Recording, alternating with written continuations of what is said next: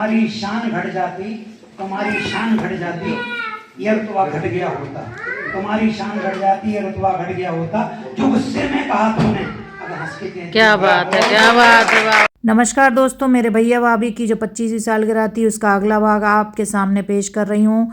इसमें आपको परिवार के सभी लोगों के विचार और उनके मधुर सुर सुनने को मिलेंगे। मेरी मौसी के विचार सुनिए। अपने इस सब परिवार को इसी तरह समेट के रखें, ये हमारी इनसे बहुत अपेक्षा है।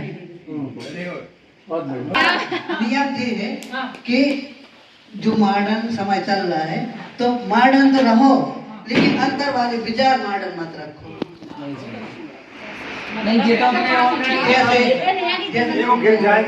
जैसे आजकल के जो बच्चे हैं तो मॉडर्न मतलब ऐसी कोई चीज के लिए मना ही नहीं है, लेकिन अपना चरित्र प्रधान रखते हुए ईश्वर का जो धर्म से जुड़ते हुए फिर खुद खुशी से रहो, जैसे भी रहना हो, लेकिन इससे डर मत होना, तुम्हारे लिए बहुत हानिकारक है। दादी भी एक गीत सुनाना चाहती हैं, तो गीत तो जरूर सुनाएंगे। रहे न रहे हम महका करेंगे, बनके कली बनके बिना बागे वफा हो में। रहे न रहे हम, जब हम न होंगे तो हमारी याद तुमको ढलते ढलते क्या करेंगे, बनके कली बनके फिजा बागे बवाओ। धन्यवाद। बहुत बढ़िया। अब यहाँ पर कुछ ही लोग बचे थे, इसीलिए चिट सभी को पकड़ाई जा रही थी। बड़े मामा, मामी, मम्मी और ये छोटे मामा। तो छोटे मामा मना कर रहे थे लेने को, तो मेरे भाई ने उनको पीछे पड़केल दे दी। और अब यहाँ मेरे बड़े मामा के सुंदर विचार सुनिए। बहु पत्नी रखते थे, लेकिन राम ने एक धर्म लिया कि मुझे केवल सीता को देखना है। एक नारी में हमने अगर हर नारी को पहचान लिया तो राम से बड़ा कोई चरित्र नहीं हो सकता। इसके राम के दाम्पत्य के निष्ठा को मैं समझता हूँ, पत्नी की दुआएं अगर आपके साथ में है तो जीवन में जितनी ऊंचाइयों पर आप जाएंगे उतनी ऊंचाइयों पर आप कहीं नहीं। माँ बाप के अलावा पत्नी की दुआएं आपको चाहिए और पत्नी की दिल से दुआएं चाहिए। और राम ने ये कहा कि जब भी मेरे चरित्र को देखना है तो सीता के चेहरे को देखिए। जिस घर में पत्नी दुखी है इसका मतलब उस घर में संपन्नता नहीं आ सकती है। राम ने इस रूप में स्थापित की कि राम बन नहीं गए होते तो राम बन नहीं बन पाते। राम ने पुरुषों में उत्तम पुरुष बने। राम इच्छाओं से परे रहे, दशरथ इच्छाओं के पास में बने रहे। राम ने मनुष्यता पर राज्य किया, रावण ने मनुष्य पर राज्य किया। यही कारण है कि राम राम कहलाए। तो मैं अद्भुत थे।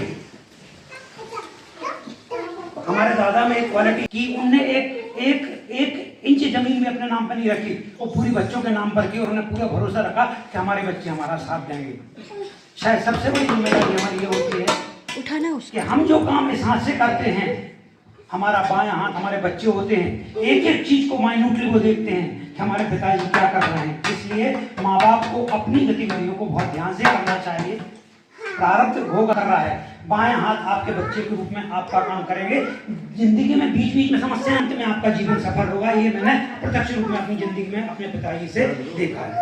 एक और बात कि मैं चूंकि बढ़ा तो जैसे राम ने निषाद को गले लगाया, सबरी के झूठे वेर खाए, केवट को गले लगाया, दलितों को, आदिवासियों को, गरीबों को, उपेक्षित को सम्मान दिया। हमारे पिताजी ने भी, श्रीवास्तव जी जो हमारे पटवारी जी थे, उनके यहाँ लड़की की शादी हुई थी। हम लोगों के जन्म के पहले की बात है, शायद राजू को याद है। हाँ, पूरा गांव ने विरोध किया, पूरे इलाके के लोगों ने विरोध किया, लेकिन उनके यहाँ दादा ने जाकर के खाना खाया और दादा ने हमेशा संबंध रखे। 1984 में जो दंगे हुए थे उसमें खुरई में मंजीत ढाबे वाले सरदार का मैं याद है, हमारी बंडा में पोस्टिंग हुई थी।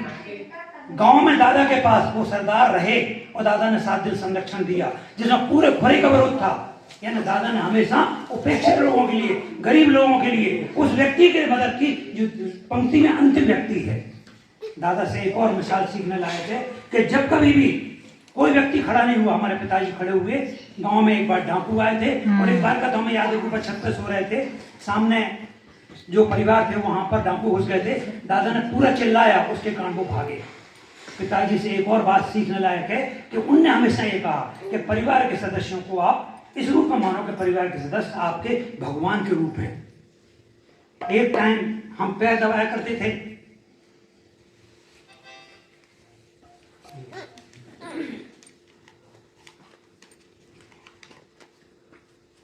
एक टाइम राजू पैर दबाया करते थे।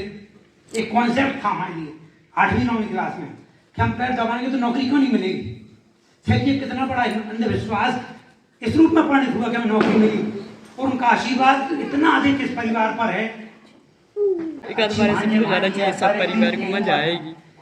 अच्छी दीदियाँ, अच्छे बिल्कुल। छोटे भाई और हमारे दामाद जी और ये अंचल, ये बच्चे, लड़का, सबके लिए ढेर सारी बस यही कहेंगे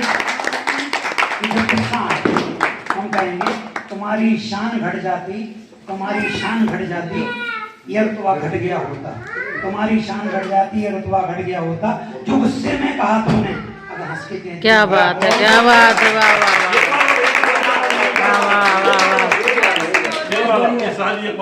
ये चीज हमने सीखी है, बहुत अच्छे हमने कोशिश की है कि आप जिंदगी में 20 साल बचे हैं, 61 के हो गए हैं। आपकी तो इतनी तारीफ होती है कि मामा के नाम से तारीफ होती है। ये चीज है, तुम्हारी शान घट जाती, तुम्हारी शान घट जाती, रुतबा घट गया होता, जो गुस्से ने कहा है वो हंस के कह दिया।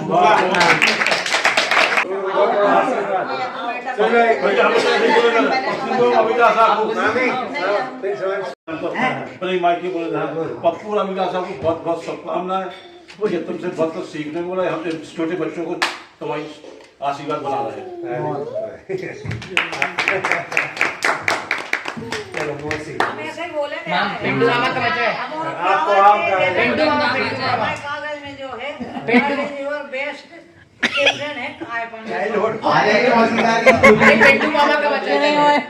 अच्छी याद। वो तो अच्छी चीज है, कैसी चीज है मेरे को पता भी नहीं रहता, तो कम से कम अच्छा अच्छा, सबसे अच्छी बचपन की अच्छी याद है, बचपन की अच्छी याद। आप बोलो शुरू करो तो याद है। चलो चाचा धीरे से बच के निकलने की कोशिश कर रहे हैं, लेकिन अगली बार आपकी आएगी। चाचा भी बहुत अच्छी बोल रहे, चाचा का तो पकड़ लिया नहीं जी, बदमाश हैं जी, बहुत अच्छी बोल रहे।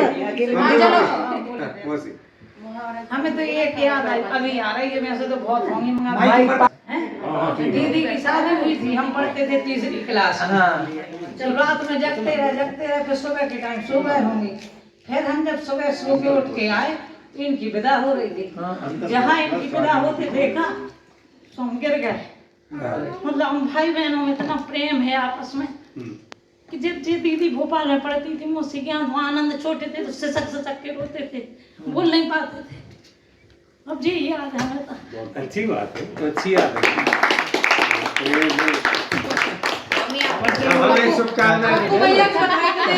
आपको भैया आपको छोड़ते नहीं थे, वो तो बता आपको भी नहीं छोड़ा। आपको सोचते थे कि जब मौसी हमारे घर की हैं तो हम भोगावली जाए, सुने हमारे साथ जाना। फिर 8-9 बजे रात बहुत होते थे भोगावली में, जब तक ये रोटी की अटारी में बैठे रहे, जब तक कि हम बर्तन न मांज लें, चौका न लगा लें। मौसी के साथ सो हैं और जीजा जी को ये दिक्कत होती थी कि जे लोग रहते यहाँ हैं त्योहारों पे भोगावली क्यों जाते, यहीं रहो। इन दोनों को क्या दिक्कत होती कि भोगावली में जाओ।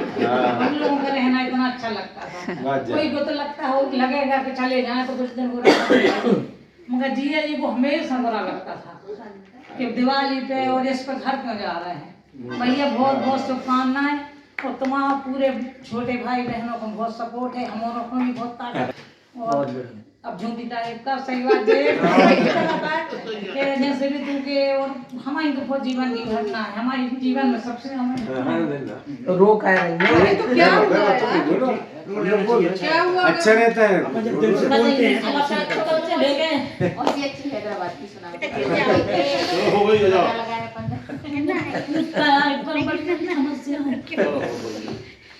जो आशीर्वाद है मानो दादा को हमने एक दिन भैया में विचार करो। यहाँ मेरी मम्मी बहुत भावुक हो गई थी और मामा लोग चर्चा कर रहे थे सभी विषय पर।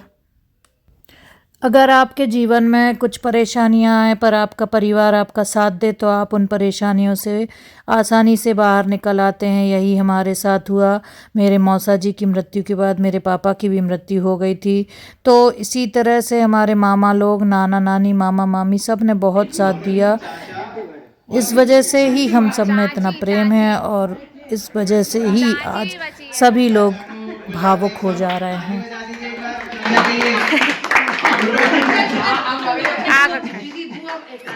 चलो एक हाथ तो जाओ खत्म करो ना खत्म करो।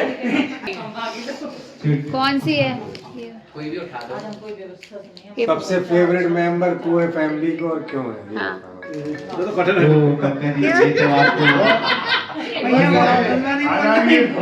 बोलो बोलो अपनी भावना है। सबसे पहले हमारे बड़े भाई और माता भाई को 25वीं सालगिरह की बहुत शुभकामनाएं। बड़े मामा, मामी, छोटे मामा, मामी, मोहन सभी लोगों का पिताजी के कभी भावुक नहीं होते हो रहे यार। ऐसा नहीं होने दिया। क्या समझा ना कुछ नहीं बोल हमें तो इतनी याद है। आप लोगों से बस इतना ही निवेदन है पूरे परिवार के लोगों से कि कहते हैं जीवन के 4 दिन होते हैं जिसमें से शायद हमारे 2 या 3 दिन तो निकल रहे हैं, बाकी का 1-1.5 दिन जो भी बचा है आप सब लोगों का आशीर्वाद हमेशा की तरह बना रहे और खुशहाल जीवन निकल जाए। बहुत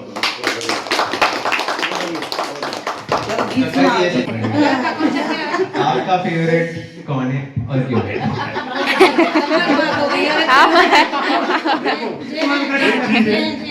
उत्तर देना कोई कठिन नहीं है, एक फंसना हम ही बोल